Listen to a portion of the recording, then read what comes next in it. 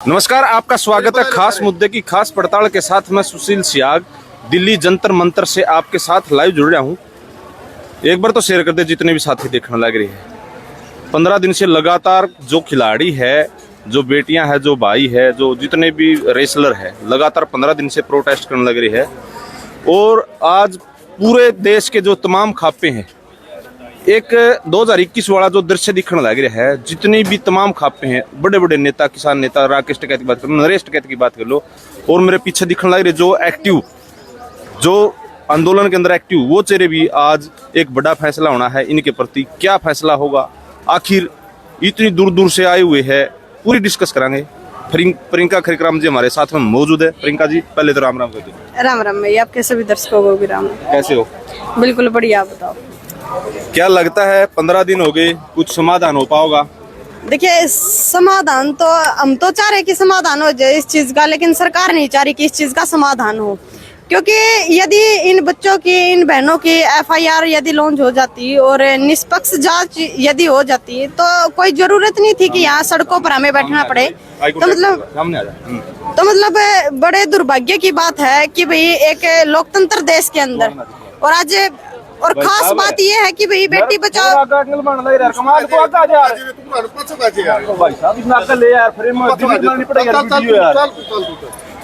अब स्टार्टिंग तक करनी चलू है। अच्छा भी, मतलब देश का दुर्भाग्य है, मैं कहूंगी कि भी लोकतंत्र देश के अंदर आज बेटियों के जो हालात है, और खास करके बेटियों के हालात मैं कहना चाहूंगी, क्योंकि यह वही सरकार है जिसने बीजेपी सरकार सत्ता में आने के बाद बेटी बचाओ बेटी पढ़ाओ कैसे बड़े बड़े नारे दिए थे, जिनके जो बेबुनियाद नारे मैं कहूंगी, क्योंकि उनका ग्राउंड लेवल पर कोई औचित्य नहीं है। जो सरकार ने नारे दिए, एक भी ग्राउंड लेवल पे सरकार ने वो लागू करके नहीं दिखाया। और खासकर बेटियों की बात आप ले लीजिए, जो विश्व स्तर पर देश का तिरंगा लहरा करके जो बेटी, इस देश का मान सम्मान, इस देश का गौरव, हमारे सिर का ताज, आज उन बेटियों के हालात ये हैं कि जो इनके पदा पे जो मंत्री बैठे, जो अध्यक्ष बैठे, वो हमारी बेटिया की इज्जत पात डाल रहे सरेआम, और सरकार कुछ इस चीज की जवाबदेही नहीं दे रही। यहाँ तक कि लोकतंत्र देश के अंदर एफआईआर तक भी दर्ज नहीं हो रही बेटियों की, तो इससे बड़ी शर्म की बात क्या होगी। और रही बात भी आज तमाम उत्तर प्रदेश से भी, हरियाणा से भी काफी खापे, यहाँ हजारों की संख्या में खापे आई हैं। अभी मीटिंग चल रही है, फैसला भविष्य के गर्भ में है कि आखिरकार पंचायत क्या बड़ा फैसला लेगी। लेकिन जहाँ तक मुझे लगता है, क्योंकि बच्चों के ओलंपिक्स के भी खेल अभी टाइम चल रहा है, ओलंपिक्स के खेल नजदीक हैं, तो कहीं ना कहीं बच्चों का भविष्य भी खराब होने की कगार पे है, क्योंकि अपनी प्रैक्टिस नहीं कर पा रहे। अभी ये धरना दे, न्याय की लड़ाई लड़े, या अपनी प्रैक्टिस करके अपना कैरियर बनाए। कैरियर तो सरकार खत्म कर चुकी है इनका। मेरा क्या नहीं, चलू है वैसे कट गया था। ना इन वाली भी लगा लो, सारे इकट्ठे लगा लो। हाँ चलो। ऐसे मोदी है ना, कर्नाटक के अंदर आज भी बेटी बचाओ बेटी पढ़ाओ का नारा देने लग रहा है, क्योंकि इलेक्शन है। देखिए, बेटी बचाओ बेटी पढ़ाओ के ऐसे बेबुनियादी नारे देने का मैं कहूंगी कि कोई फायदा नहीं है। जो ग्राउंड पे जब बेटियों की इज्जत ना हो, और जो बेटियां खासकर देश का मान सम्मान बढ़ाने का काम कर रही है, विश्व स्तर पर हमारे तिरंगे का सम्मान कर रही है, जो उन बेटियों की इस देश के अंदर ऐसी दुर्गति है, ऐसे दूर हालात है, तो मुझे नहीं लगता, मैं कहना चाहूंगी कि प्रधानमंत्री जी को शर्म आनी चाहिए। क्योंकि 15 दिन से उनके आवास के 15 गज दूरी पर, 50 गज दूरी पर यहाँ हमारी बहनें बैठी हैं, और मतलब प्रधानमंत्री जी खुद अपने मुंह से ये कह रहे विनेश फोगाट को कि भाई तू मेरी बेटी है। खाने तक पे उनको बुलाया जा रहा है, तो मतलब आज क्या वो प्रधानमंत्री जी की बेटी नहीं है क्या? जो किसी की बेटी नहीं है क्या, जो न्याय की गुहार लगा रहे यहाँ बैठकर?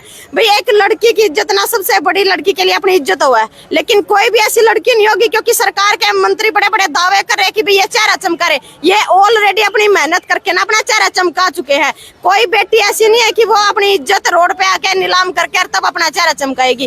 कहीं ना कहीं बर्दाश्त से बाहर बात हुई है, तब जाके बेटियों को रोड पे उतरना पड़ा। और ब्रज सिंह भूषण जो बड़े बड़े ये दावे कर रहे हैं कि भी प्रधानमंत्री जी बोलेंगे तो मैं इस्तीफा दे दूंगा, बोले वरना इस्तीफा नहीं दूंगा। अरे यदि आप सच्चे हो, नेक दिल हो, ईमानदार हो, तो आप अपनी सरकार को बोलो ना कि भाई एफआईआर दर्ज करो, मुकदमे दर्ज करो, निष्पक्ष जांच करो, पता चल जाएगा खिलाड़ी झूठे या फिर आप झूठे हो। वो तो पानी का पानी हो जाएगा। दे तो मैं इस्तीफा दे दूंगा। कोई भी सीसीटीवी सबूत, अरे सबूत कौन दिखाएगा? बंद कमरे के अंदर कोई ऐसा मतलब इंसान है कि जो कैमरे के सामने लड़कियों का शोषण करेगा? गोल्ड मेडल ले तो कोई साची थोड़ा है, दो गोल्ड मेडल ले भी तो जेल में मच्छर मारे है। उसका बैकग्राउंड उठा करके देखिए, आप ब्रज सिंह भूषण का बैकग्राउंड उठा करके देखिए। कोई एक लड़की बोले हम मान ले, झूठी होगी। दो भी बोले मान ले 8 लड़कियां ने केस डाल रखा है, FIR डाल रखी है, तो क्या 8 लड़की झूठी होगी? जिसके ऊपर भी कहने लग रहा है क्या मैं शिलाजीत की रोटी खाता हूँ। शिलाजीत कह रहे भाई वो तो शिलाजीत की रोटी खावेंगे, पता पे बैठे हैं, रोटी खानी तो हमारी ऊपर कर रखी है, जिनकी बहू बेटे की इज्जत पर सरेआम डका डाला जाने लग रहा है।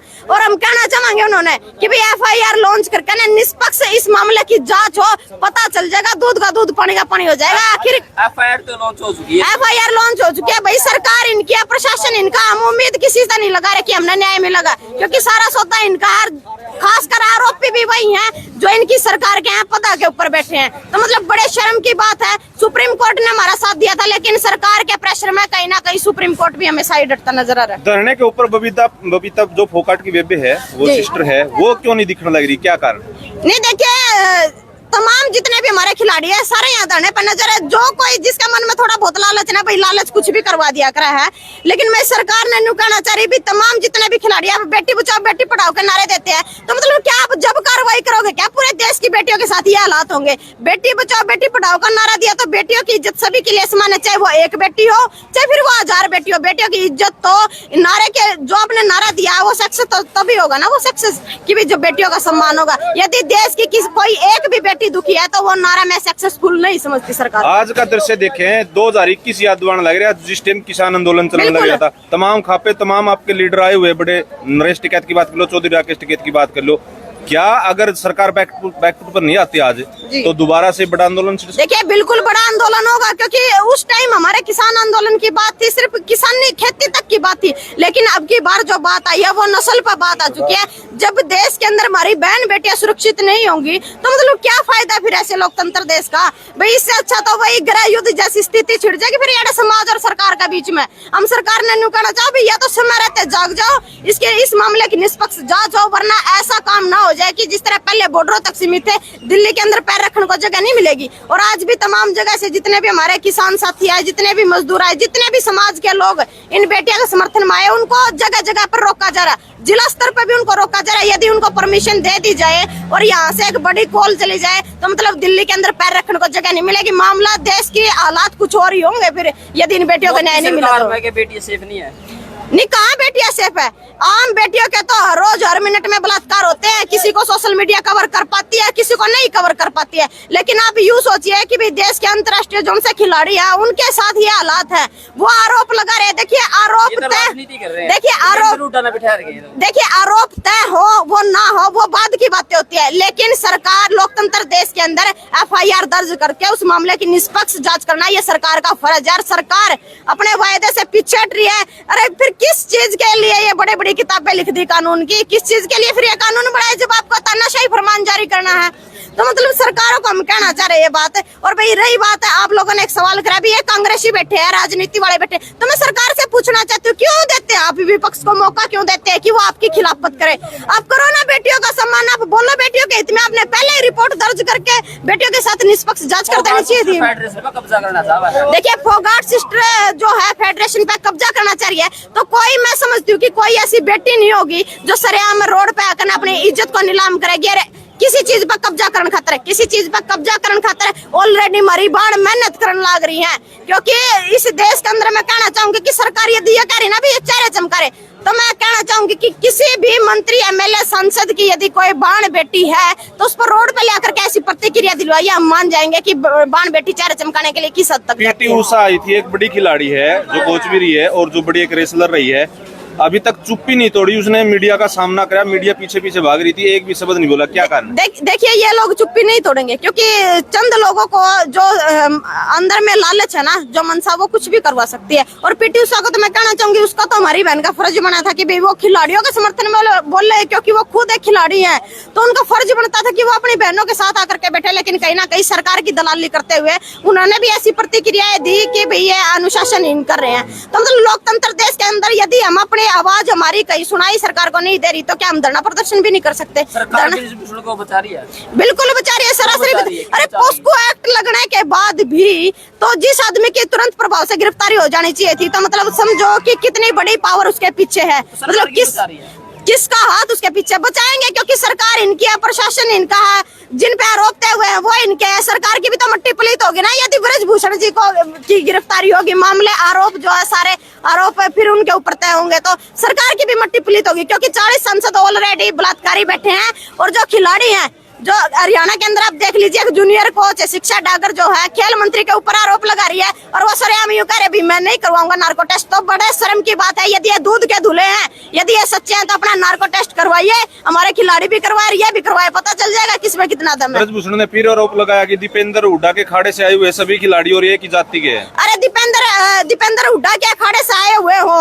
या फिर किसी और अखाड़े से आए हुए हैं, आखिर है तो देश की बेटियां ना, आपके ऊपर आरोप लगा रही संगीन, तो बड़े शर्म की बात, आपको शर्म नहीं आती? आपके ऊपर किसी की बाण बेटियां से आरोप लगा रही है तो आप उनको साबित करें कि आप सच हो, आप साबित करें कि आप बेगुनाह हो। तो मतलब एलिगेशन एक दूसरे पर लगाना ये कोई औचित्य की बात नहीं है। हाँ 200 करोड़ रुपए, फिर मैं कहना चाहूंगी भी 200 करोड़ रुपए यदि मारा दौरा होंगे तो भाई हम क्यों इस देश में रोड़ा के ऊपर बैठे होंगे?